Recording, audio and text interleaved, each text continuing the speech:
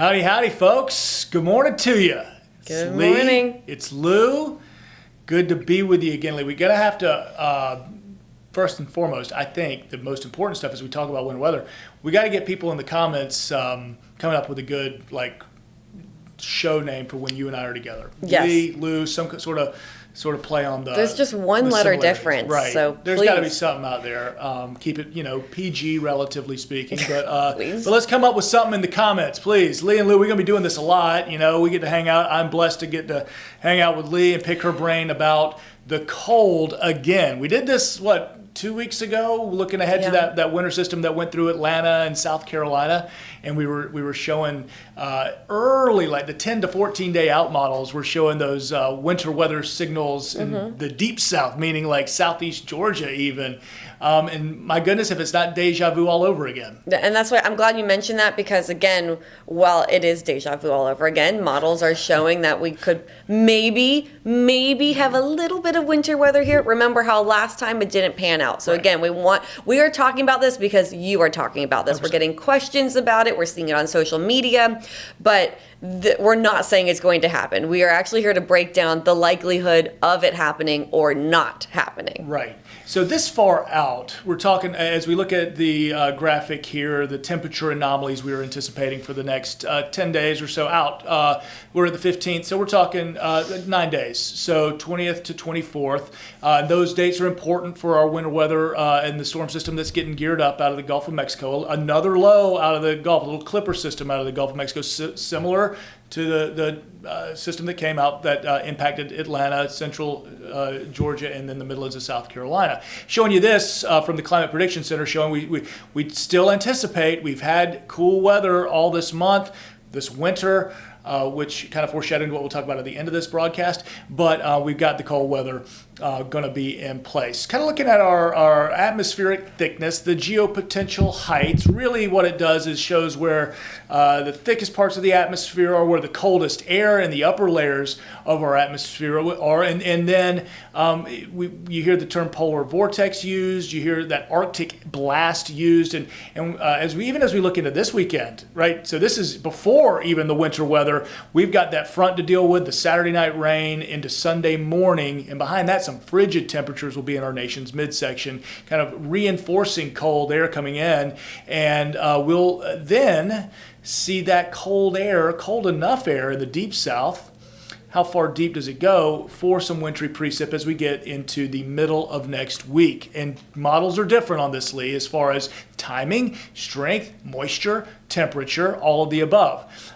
What we do with modeling this far out, what we can do, while we can't pinpoint location, we can't even pinpoint the wintry precip or precip type at all, but we can talk about patterns. And there is a pattern here that's being picked up with that low in the Gulf and cold temperatures in place. And as we talked about, we need all the ingredients to come together perfectly. So we need the moisture in our atmosphere, but we need it to be with freezing temperatures, cold air over us.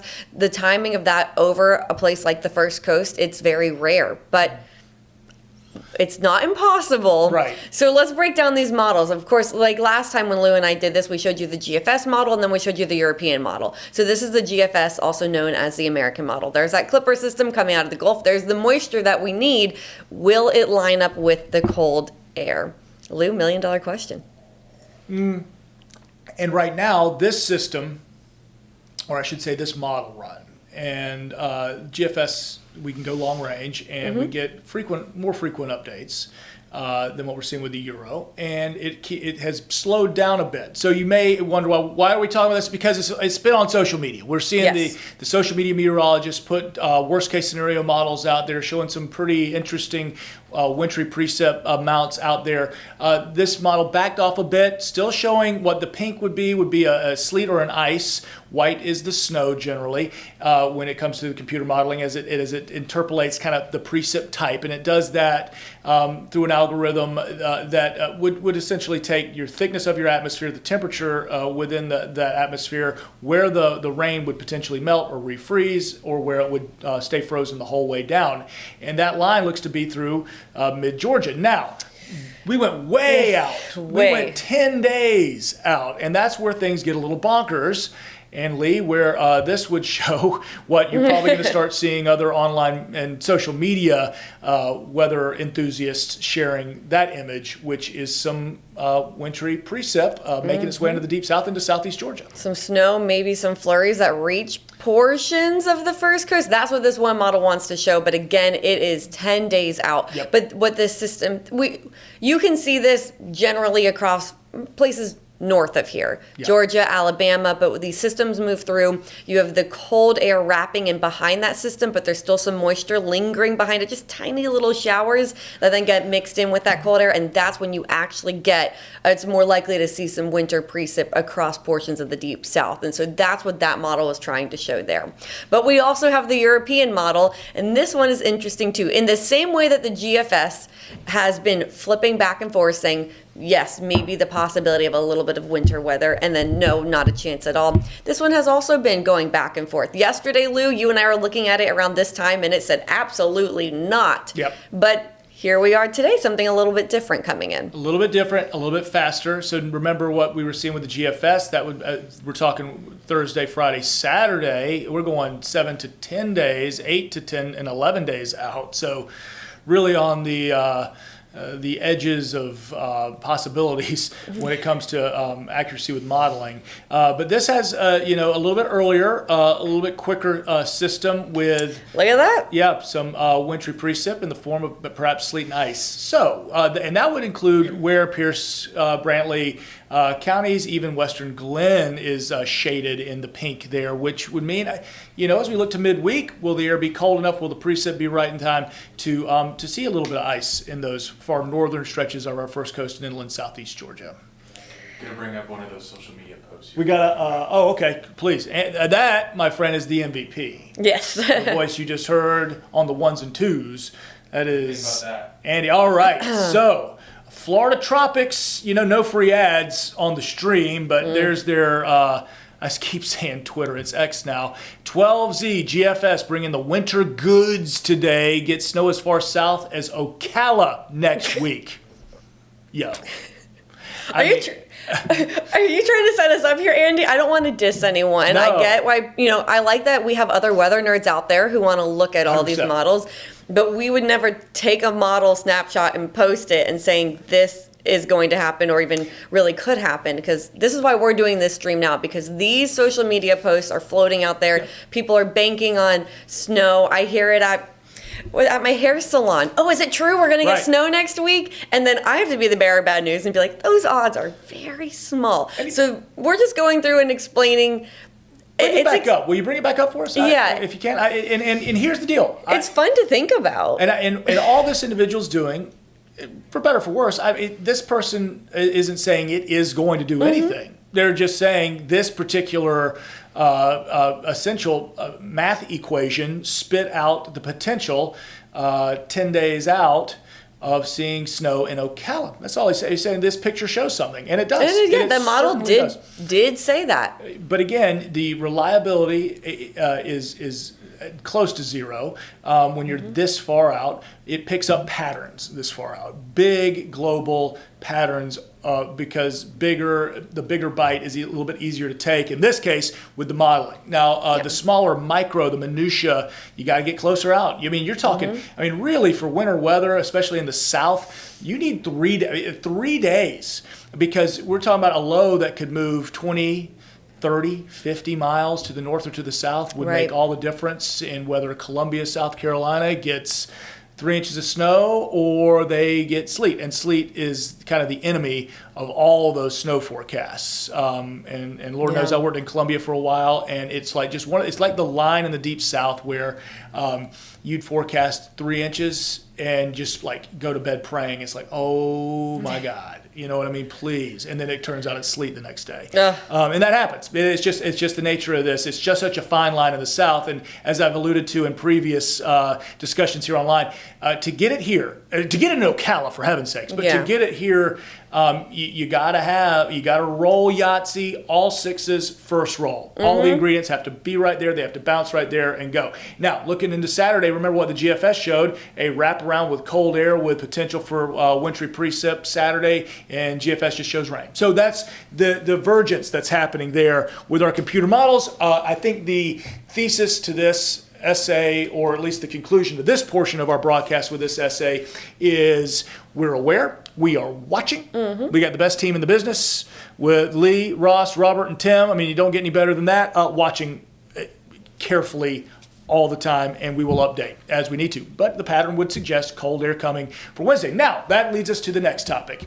Lee, which is an article that we wrote for firstcoastnews.com about, has this January really been that cold? Like, it just, anecdotally, you mentioned going to the salon, I was gonna say barbershop, going to the salon, everybody's talking about certain topics. Right. I have had people, photographers here at this station who are working outside all the time, friends mentioned to me, this winter just feels, anecdotally now, without the data in front of them, this winter feels colder.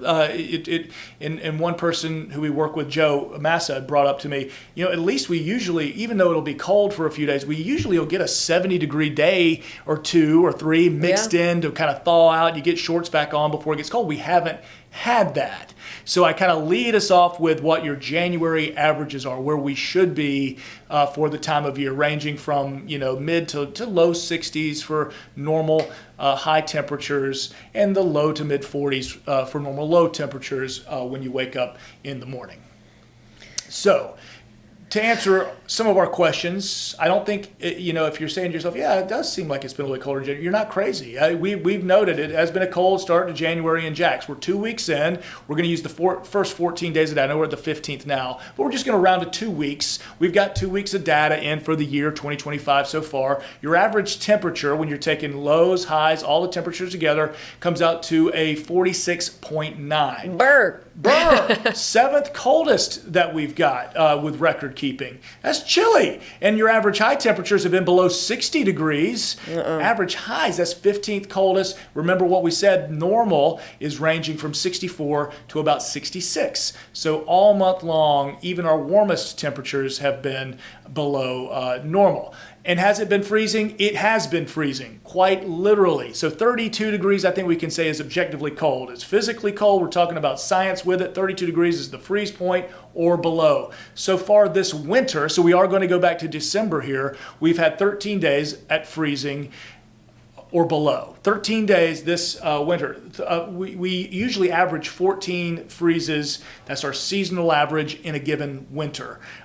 We've still got to get through the rest of January, which we already talked about next week. We're going to have potential for a couple freezes.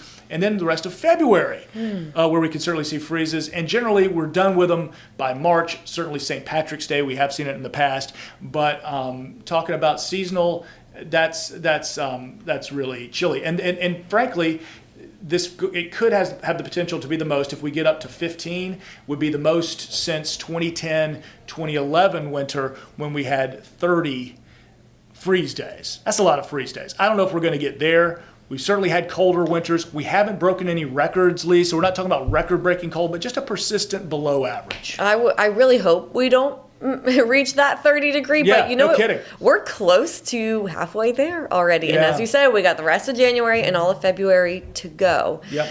So, all right, this was a great graphic you put together. Let's talk about the warmth. This is what I want to think about. Yeah. I like the 70-degree thoughts. days. This is why a lot of us live here on the First Coast for the warmer weather. And so far in 2025, we've only had one. January 6th, we had a high of 75 degrees. I hope you enjoyed it. And this is for the first 2 weeks of January, the first 2 weeks of a year. And so from January 1st to 14th, we've only had one. But last year we had 5. In 2023, we had 9 days at or above 70 degrees. 5 days in 2022, 5 days in 2021, 11 days in 2020. And an interesting stat with that is in 2020, we had 5 days that were 80 plus degrees. So not just 70, but 80 plus Right. degrees. And this year we warm only have one. thoughts. I want 2020 back. Maybe not. I mean, Yeah, wait, hold on. 2020 was a chaotic wait a year. second. Oh my God. I didn't even think about it. No, no, never. You're right. No, you're right. Let's take 2020 and just leave it in 2020. But 5 days at 80 for the first 2 weeks of January.